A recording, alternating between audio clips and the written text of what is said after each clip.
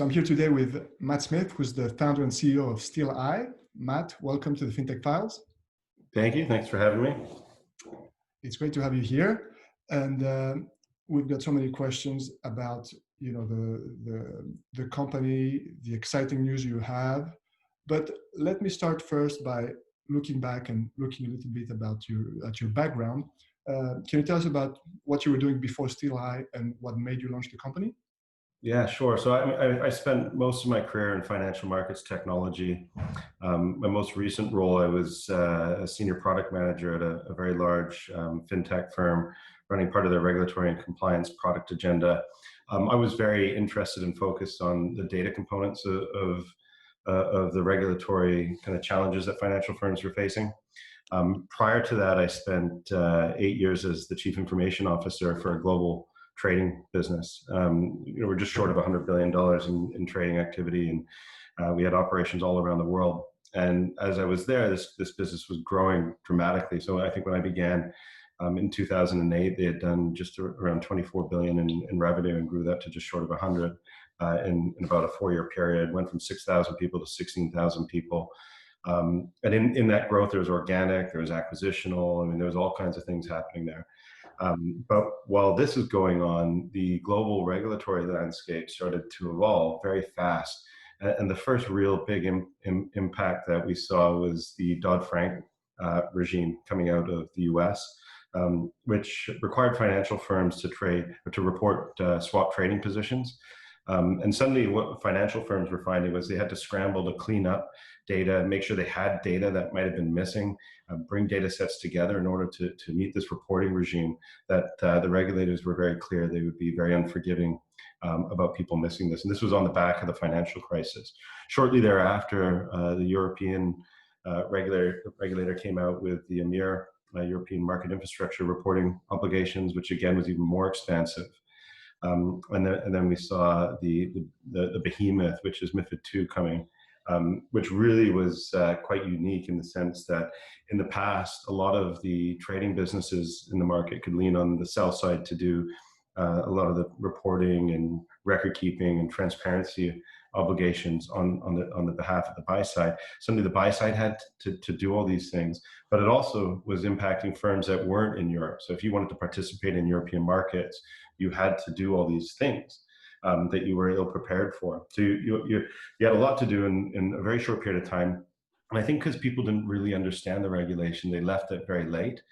So here's this like impending deadline that has huge amounts of data challenges as well as functional challenges financial firms were going to be hit with. So as this was happening, having been through it as a market practitioner, having lived through it for a brief period as a technology provider, there was an opportunity that I saw, which was if we could go through the process of cleansing the data and solving the data problem for our clients, we could build meaningful things for them from a regulatory perspective that we could then help them consolidate vendors and systems and save money. But then they could actually leverage this data for things well beyond regulation.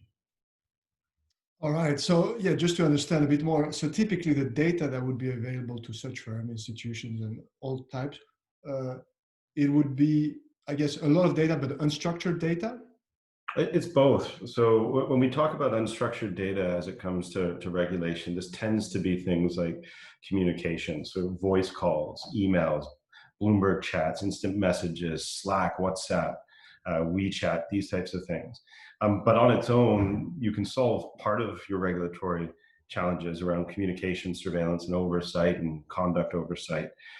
But you really need to bring other data sets together in order to truly and comprehensively solve the broader data challenges. So this could be your trading and order activities. This could come from order management systems or trade execution platforms. But all the data points that you require to record under MiFID are very expansive. You need data from your CRM, so information on companies and people within those firms. That could be a phone number, it could be a legal entity identifier, it could be a MIC code, a BIC code, it could be a passport of an individual. You need your employees' data. You need reference data such as legal entity identifiers. You need instrument reference data. You need market data, so pricing information. You need news in order to detect things like insider dealing. There's several different elements to that, but knowing what's going on in the market is key. And then by having that all in one place, you can start to solve an array of challenges. But it's very expansive in terms of the data sets that are truly required to conform to international regulation. Understood. And just again, to go back to the incredible expansion of regulation, I just see on your website, Dodd-Frank, UCITS, Emir, I don't know many of them. I know MiFID, for example, and it says it's a 30,000 paragraph regulation. So clearly this is something that can be overwhelming for firms. And also naturally, you mentioned how they onboarded late, and I remember seeing just recently something about LIBOR transition and things like that, and how no one is starting to transition. I guess, is this something that well, perhaps a natural behavior in face of regulation? You don't fully embrace it. You firms wait for it and then go for it when they really have to. Well, I mean, as you say, 30,000 pages of regulation, I struggle to think that anybody would really master that. I've met a few people who have, but very few. What you find is a lot of people looking for guidance and advice. Now, there's specialist consultancy firms out there who spend their life breaking these things apart and really understanding the key components of what financial firms need to be aware of in order to conform. When you look at regulation, it really is broken into components, right? So there's understanding and interpreting the regulation. There's imposing policies within your organization, which is more about the framework and the structure. And then there's the systematic implementation of the capabilities in order to meet those obligations. And then forward-looking, there's the oversight and operations of your compliance regime. So it's long-reaching and very impactful, very costly, both from a time perspective, a resource perspective, and a technology perspective. So as we work with financial firms, just given the business we're in, we obviously have to be experts at what we solve for. We have to really understand it, not just today, but we need to predict what's coming and be able to adapt our solutions, advisory, and capabilities to future components that might come into fruition or change. We may even see some deregulation on the back of COVID. What we find, I've been recently talking with partners who are in the consultancy and advisory business, and they express frustrations that technology providers are taking business from them.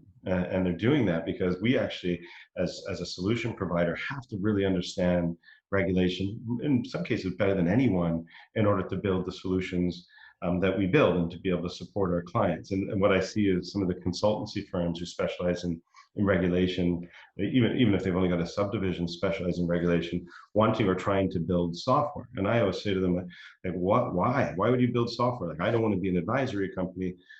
You shouldn't want to be a technology company. Maybe you do, but it's a very unique business. It's very challenging. And I think as a result, what you're starting to see is a bit of a change in the way market practitioners engage with consultants and technology companies. I don't have any aspirations of building a big consultancy practice at Steeleye. So we do look to partner with experts. We see things like, if you remember that kind of list of 4 stages, so it's like interpreting regulation, imposing policy, implementing systems, and then operating. The operating bit, that's not where I really want to be spending time. So what I'm saying to the advisory companies is a lot of firms need ongoing help. If you are reporting under EMIR or MiFID, and you've had one of our validation checks fail, it comes back and it says there's an issue with it. It's not really Steeleye's business to sit there and tell you exactly why. The system will tell you why, but if you need to go back and understand better and make changes, you should be leaning on more operational experts. And I think as the world starts to understand these different changes, I think we'll get tighter and better at it, and we'll understand where all of us play within the market. Thanks, Matt. And I want to go further into this and discuss how people come into the Steeleye world. But before that, I just want to mention or ask a question about regulation in general, because we seem to be saying that people have to deal with it. But the conversation that I had with other people in the podcast, including Alok Kadvani, who is one investor in Steeleye, is that regulators are actually having very constructive conversations. They're actually very aware of the technology and things like that. So regulators are also, would you say regulators are, well, they're bringing compliance, people have to deal with it, but they're partnering with the market, right? As best they can, you know, as a regulator, you have to be independent of anything, right? So you need to be taking an independent view at every level. So what we find in the technology space, it means that you never will get any form of endorsement from a regulator saying, these guys are good. Of course, yeah. And I get that. That's fair. Now, we spend a lot of time with the FCA, AMF, ESMA, and we do this largely so that they're aware. And it's only when you get to a certain point that they come to you. It's almost impossible to go to them and say, hey, check out what we're doing. They're just too busy, right? Sure. And we tried that in the early days, like, hey, FCA, take a look at what we're doing. It's really interesting and actually will help reduce costs and simplify regulatory conformity for market practitioners. Given you're imposing all this regulation, you should be embracing us. But they get loads of us coming at them. So they have to figure out how to filter. And what ends up happening at some point, they'll hear about your platform enough from market practitioners who they go and either they're doing an audit or they reach out, the participant reaches out saying, this is who I'm using. And then they call you in, and then you get brought into a room. And I mean, we spent half a day with all the heads of supervision at the FCA going through our platform. And in the end, you know, I said to the group, like, so if you hit a market practitioner who's using Steeleye, are you satisfied that they've solved these different things, of which is about 5? And they kind of looked at me and they said, yes, but it's got to be tuned. And that's very right? So we provide a platform. Now that tuning really shouldn't be Steeleye teaching the clients how to tune that, because we're just going to tell you what we think you should be working with specialist advisories, your internal compliance teams, etc. But you know, they do engage. I think they need to do a better job of not endorsing firms, but almost like, I don't want to say certification, but just saying, if this platform, just what they said to me, right? This platform does everything you need. And if you have it, you've got the right foundation, but you have to do these other things around tuning it with the caveat. But just then, because it's very hard, if the regulators struggle to sift through it, how do you think it is for a market practitioner trying to understand all these different things? We provide a basket of solutions. It's really in kind of 3 categories, but there's a lot of subcategories to it. So communication, surveillance, and record keeping and analytics. And there's a whole ecosystem of competitive vendors in that space and challenges and technology and evolution. Trade surveillance, which is market abuse detection, TCA, transactional cost analysis, best execution, trade surveillance and analysis, and then regulatory reporting. And there's a bunch of these things like MiFID and EMIR. And again, there's a whole bunch of competitors. It's very hard as a practitioner when you're having to solve all these different things to figure it out. And it's almost like when we walk in, we say, actually, you can get it all in one place. Here it is. At first, they're non-believers, but as soon as they actually see it, then they realize, wow, this does work. And when Steeleye normalizes your data, let's say you buy our products for MiFID reporting or for market abuse detection, we only have to normalize your data in its entirety once. And once we've done that, it's a standardized canonical taxonomy of data that can be used for all these things. So the beauty of what we do is once you've been onboarded for one thing, have a look at our other stuff, and it just works because we've done the onboarding. And that way our clients start to just slowly transition and we become a comprehensive ecosystem for compliance. Even more importantly, though, actually this data is really meaningful for businesses way beyond regulation. And we give them access to it via APIs. So never feel that we're holding your data hostage. I used to hate that as a chief information officer. You know, you have access to it. We have a whole kind of bespoke reporting suite where you can create KPI and management reports on anything in the platform using drag and drop capabilities. I mean, that in itself is quite a game-changing thing for financial firms. And we've been able to create that on the back of solving their regulatory challenges. And it goes, yeah, that's exactly it. And I was talking to someone about post-trade data, how it's a big opportunity for many firms, custodians in particular, who have so much, and without even mentioning regulatory side of things. So it's a big opportunity, but we have to deal with all that. But before I just want to take a little step back and just to try to really understand how it works for a client that you bring in the Steeleye world. So maybe we can take, I don't know, a hypothetical example or whatever you want in terms of getting started and well, then getting that benefit, that data that you mentioned. Yeah, I mean, it really is a journey, right? So recently we've been offering a 90-day free trial of our communication surveillance platform for Microsoft email and Bloomberg. We do a whole bunch of communication platforms, but we just offer those two because they're kind of easy for us to integrate. And they really are, right? Like, so to integrate Bloomberg or Microsoft email, we can do that literally in minutes, providing the client has access to the data. There's standard protocols and data formats, and you don't have to worry about data being missing because it's just there. We have, on the communication side, we have more challenges with things like voice, because if you're using like an obscure voice recording solution, usually the challenge is getting it out of that platform. The bigger ones are usually a lot more open, and we partner with them anyways, and we can natively integrate those things. Orders and trades, we've done well over 120 order management and trade execution platforms. Once we've normalized it to our standardized model, then we don't really have to do anything for integration. And then things like CRM data, we connect to Salesforce and Microsoft Dynamics, and everybody's like, oh, that's cool. Well, every version of Salesforce is different by design, right? It gets designed to be different.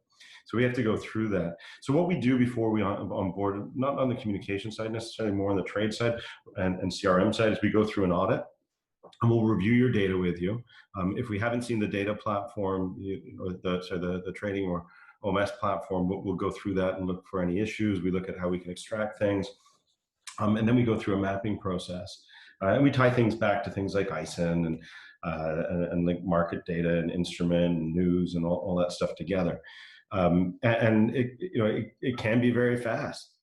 We've onboarded clients in less than a week with complex environments just because they're using things like Charles River or Murex or Bloomberg or Fidessa.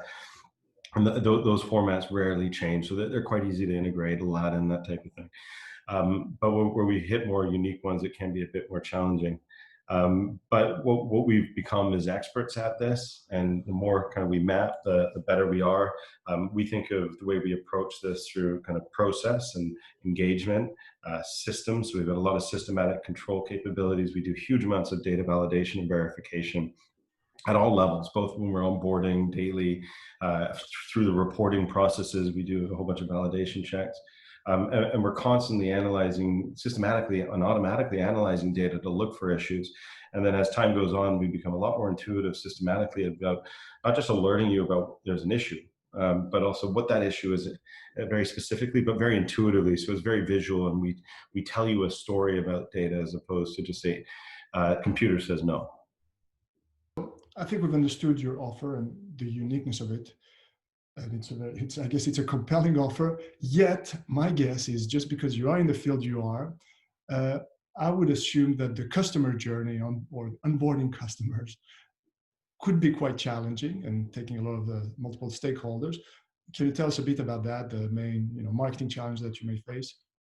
Well, I mean, there's the marketing side, and then there's the actual onboarding. I think as of yesterday, we signed up our 65th client, and we've only been selling since November, December of 2017. We haven't been around all that long, and we're signing up maybe 5-6 clients a month right now, and selling 3 different things, right? So some of them are taking it all or parts of it. So it is complex. And we have to get better at it. We do get better at it. We hire more people. We become more intuitive. In terms of the journey of engaging with clients, like from a marketing perspective, very, very early on, when we started the business, and this is kind of mid 2017, we were planning to sell into a regulation that was coming into effect in January 2018, right? So we had 6 months to find investors, build a product, get ourselves into the market, start selling. I look back on it now, and it seems so realistic at the time, but boy, that must have been an impossible hurdle. We got over it just at various times, and there's a lot in that. But on the marketing side, like brand awareness was key. So working with PR firms was key. Trust is key. The things that our clients do with us is incredibly sensitive. It's incredibly important. And they have to trust us. And part of that is we spend a huge amount of time and effort and money on a robust security infrastructure and platform and capabilities and processes and all these different things. And then part of it is, we build ourselves out as the leader, the thought leaders, which we are, that we understand this stuff better than almost anyone. So when our clients engage with us, the initial kind of engagement is about ensuring they have confidence that we know what we're talking about. Because if we don't, and we can't instill that confidence, then before we even get to a meaningful conversation, we've lost out. Many times, certainly in the early days, we were playing against the big providers, right? The Bloombergs and the Reuters and the NASDAQs, these big, giant fintech firms who've been around for ages, and people will buy those products in many cases, certainly with something so risky, because it's considered safe. Now, whether that's true or not, I think is debatable. Well, certainly is debatable. But that was a thing that we had to play into. The more our brand is becoming a trusted, known brand in the industry, the easier those conversations are. We align with some great partners, but it does require a lot of work getting our name out there and educating the market as to why they should believe that we can solve these problems for them. And why should they trust us? And I think we've done a great job. As a testament to not just our marketing team, but the entire organization at Steeleye. No, sure. I mean, it's amazing to see that amount of trust, that speed of onboarding clients for a 3-year-old, yes. Coming up to 3 in October, yeah. Okay, so well, anyway, so something like that. In such a the most sensitive, the most delicate area of banking, which in itself is a very conservative, sensitive sector. So well done. And obviously it has to do with the product, education, just what you were mentioning, but the branding and the rest of the thing also helps. So I want to touch a bit on that. And to me, the branding stands out just as I looked at it, because it's Steeleye. It's not a funny name, and the colors and all that. How much thought and what was the process through that, and how does it help eventually to move the needle along? Yeah, I mean, there's a long journey and all that in terms of branding and marketing. We've made a mistake along the way. Steeleye as a name really represents steel being the safe in which we store your information, and eye being the insights and vision we give you from the data that we store within that platform. And that's really where the name was derived from. In the early days, we worked out a kind of an initial brand, which was really kind of a safe brand. And the marketing people that we had originally worked with really disliked that safeness that we were going with, which was just like a very subtle white and blue color scheme, and just solid, trusting. As time went on and we built the product and we had a brand coming out of the product, what we did was start to align our colors and our marketing material with the system. So these are call outs directly from the Steeleye platform. And that's really kind of where we are today with the way we like to present ourselves. But we are conservative. We are not like a funky B2B startup, or B2C startup, sorry, and trying to impress people with being kind of edgy. We are a safe, reliable firm, and we will continue to be, and we'll continue to represent ourselves as that.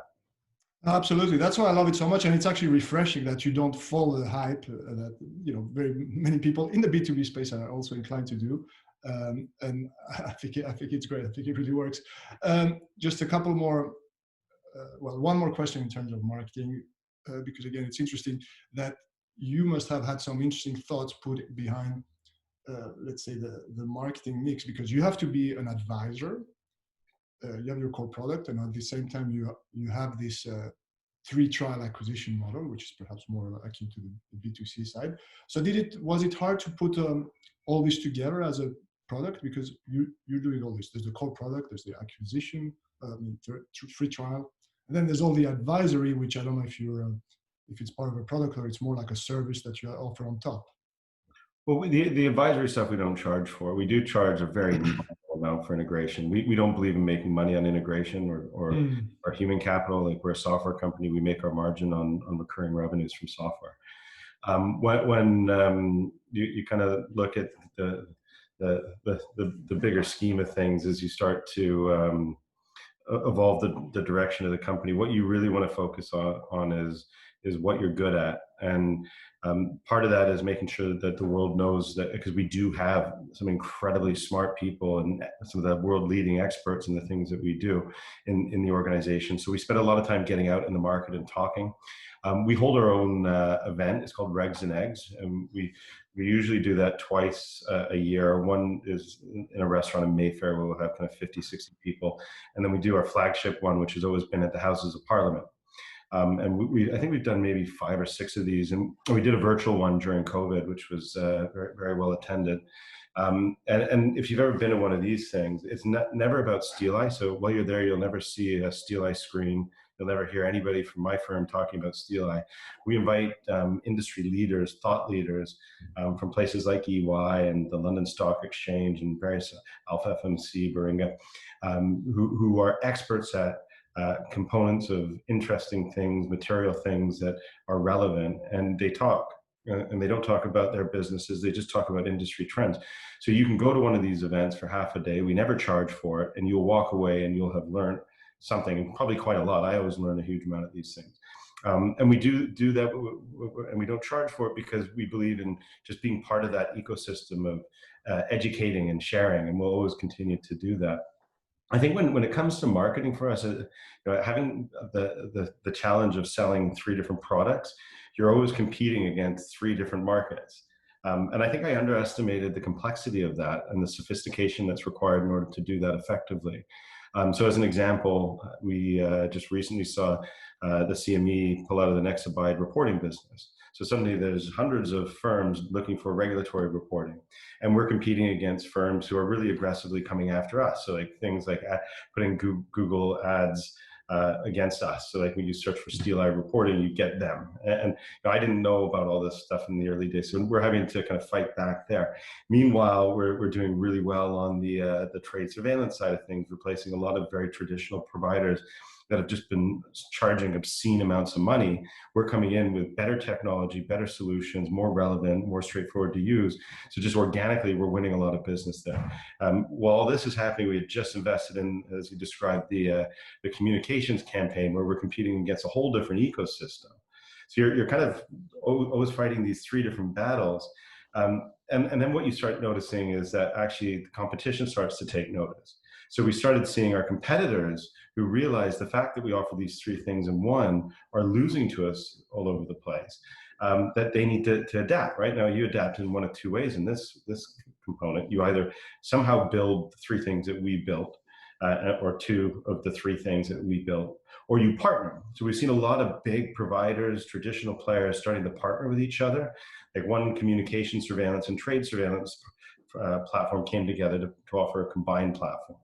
A trade surveillance and a trade reporting competitor came together to try to compete. And at first you're kind of like, well, okay, this is going to get harder. What we then realize is, unfortunately for them, the best you can do when you're 2 different companies coming together is provide effectively a superficial integration with a superficial kind of go-to-market strategy, because your technologies aren't really integrated. And your marketing campaigns are still competing in some ways, and your sales campaigns and agendas are competing in some ways. And the beauty of what we had and why we're so successful right now is we started from a clean sheet, and we focused on data. We spent years focusing on data. And this was way back when I was a market practitioner, through to my time at the Fintech firm. But really focusing on, if I were to get the master data platform that solves all of these regulatory things, what would be in it? And we built that. So things really work together, like being able to really assess news, communications, transactional activities, market price, market movement, things like TWAP, and we have it all there, and it's all living and breathing as one thing. And I don't, well, I know there's nobody else in the market that has that right now. Now that will change. I'm not arrogant, and and there's no wizardry in what we do, but we've got the march right now, and we just have to continue to move as fast as we can. Amazing. No, and I'd love to talk more about marketing. It is my favorite subject, but I will instead try to keep it tidy and wrap it up. But before that, I do want to have a few questions about the future, your outlook, and also to see what difference it means to a client, what opportunities it open once they've been onboarded, once they've had access to this data. And we've been talking about compliance, but you mentioned it's more than that. It's having access to all the data, and I guess that opens a lot of opportunities for them. Yeah, I mean, look, I've gone around the world talking in auditoriums and one-on-one with financial firms about regulation, and the thing I used to say in the lead up to MiFID II, so you'd be in an auditorium, there'd be 200-300 people there. You'd ask, how many of you have built a data warehouse? All financial firms. How many of you built a data warehouse? And invariably, you'd probably get 10% of the room put their hand up. Realistically, it was a lot more because a lot of firms, almost all firms have tried that. And then you say, keep your hand up if you succeeded in building that. And maybe you get 2 or 3 hands at the back of the room. Right? So most firms have tried to build these data lakes, data warehouses, and have failed. And they've usually failed because what they've done is focus on a business problem, solve that business problem, but the data then is not usable for anything else, and then it just becomes a very expensive database for a particular business problem. And what we knew is if you can solve the data problem right, not thinking about applications or use cases, then it becomes meaningful. So our clients, whether they know it or not, and some get it right before you even sign contracts, they understand it, but our clients actually receive from Steeleye one of the most populated, comprehensive data lakes their businesses could ever have wanted. You can use that data for risk management information, feeding up and downstream into ledgers, client portals. I mean, it's endless what you can do with this data. And you've got it all there in a standardized taxonomy, a standardized canonical model. We give you that model. You know what it looks like. You can build applications on our platform. So we have clients that can actually go in using our APIs and build applications on data that would otherwise be sat there dormant. So let's just look at this, right? So all these firms that are out buying regulatory reporting tools, they go through this painful exercise of mapping data in order to report and pump it through this thing that's going to do some validations and feed it to a regulator. You get no value from that other than you solve that reporting thing. Well, we do that. But then you actually get all the history and the data, and you can do whatever you want with it. And that's the big distinguisher. Let's now just a bit more about first your advice for any particular tips in general for other fintech entrepreneurs for your journey.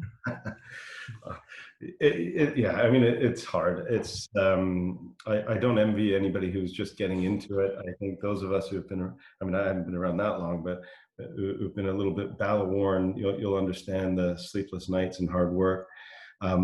It's challenging. Look for advisors, look for partners. Anything you can do to have people that can support you on the journey will obviously make things better. I think the big thing for people going into this industry is you have to know what you're trading into. Like, how are you going to do that? You can build these things organically. You can do it through investment from venture capital or strategic investors. But mapping your journey and understanding that journey early on is critical. Okay, since you mentioned it, I have to ask, because I had, as I mentioned, Alok Advani from 8 Roads, who's a strategic investor in your firm. Do you want to tell us a little bit more about how they help and how you work together? Yeah, I mean, there's so many different types of investors out there, and different ways for young budding fintechs to raise capital to support their businesses. And we pretty much had it all. So we started off raising through the UK investment schemes, EIS, and things like that, which attract high net worth investors. We brought an early stage venture capital company who's been just a great partner for us, Illuminate Financial, with Mark Whitcroft, Mark Beeston, Alexander Ross. And then following that, we took some investment from a big fintech strategic investor. So we have them on the cap table. And then most recently, we brought on the 8 Roads Group under Alok Advani. as we were raising in this last round, you kind of get to a point where you have a little bit more luxury, where we did have a few options. For me, I wanted a partner in this last round that was really aligned to my vision. I'm an old corporate guy, so I'm used to the corporate way of doing things. It's a little bit slower, it's a little bit more risk adverse, a little bit more mature, and I really saw those kind of things in the Eight Roads team. They certainly saw my vision as to where the company is going to be in kind of 2, 3, 4, 5 years, and I felt very comfortably that they could help me on that journey. I mean, there's various different things in that, from where you want valuation of the business to be, where you want to go as part of your organic growth, like international expansion and things like that, where you want to go as part of your non-organic growth. So, I really believe that part of our journey will be through acquisition. And we want to, at the right moment, start leading some of the consolidation in the market. And having partners that support you on that and believe in that as part of your path is critical. So I think, I lucked out having them. But having said that, I've met hundreds and hundreds of venture capitalists over the years, and that's part of my journey. And most of them are amazing and really bring value. They're great people. They want you to succeed, even those who haven't invested in me. And bear in mind, hundreds of them have closed the door on me as well. But I still work very, very closely with them, and we catch up all the time, and they've given me great advice and support. Yeah. Wonderful. And therefore, I still have to ask about how do you see, you mentioned consolidation. How do you see this ecosystem evolving in the coming years or decades? Yeah, I mean, so like on the back of the financial crisis, a lot of very experienced professionals from financial firms were looking for something different, right? Like myself, I ended up moving to Asia, something I always wanted to do, and that was where I was the chief information officer of the large trading company.